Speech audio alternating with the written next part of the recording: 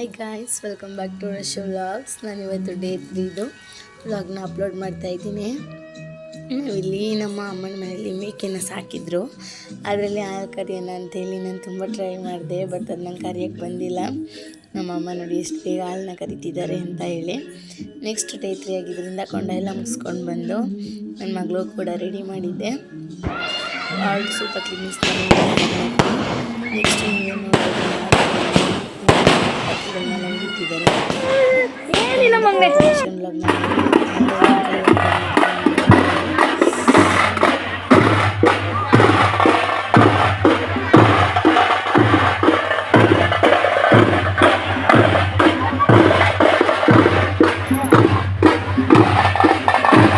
ದೇವ್ರ ತಿರ್ಗಿ ಕಡೆ ಇಬ್ರು ಒಂದು ರೌಂಡ್ ತಿರ್ಗ್ರಿ.